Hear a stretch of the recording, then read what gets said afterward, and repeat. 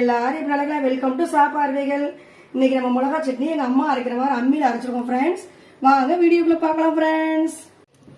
இன்னைக்கு வந்து மிளகா சட்னி ரெசிபி பார்க்கலாம். முதல்ல உப்பு வச்சாச்சு, 10 வரமிளகா கேசரி மிளகா 4 வச்சுருக்கேன், சேர்த்து அரைச்சிக்காங்க.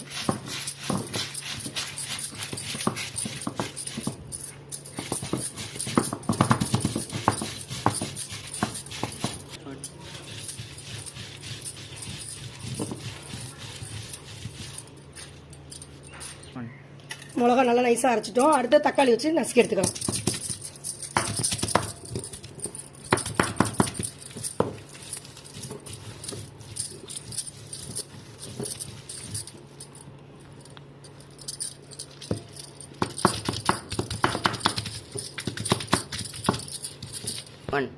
ஒரு 10 சின்ன வெங்காயம் அடுத்தது வந்து தட்டி எடுத்துக்கலாம்.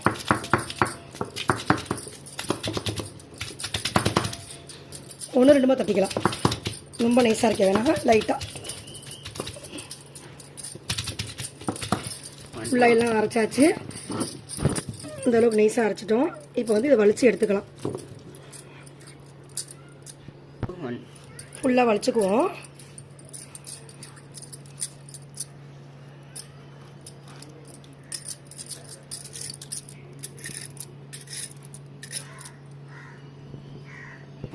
அவ்வளோதாங்க ஃப்ரெண்ட்ஸ், தக்காளி சட்னி அரைச்சி எடுத்துட்டோம் ஃப்ரெண்ட்ஸ்.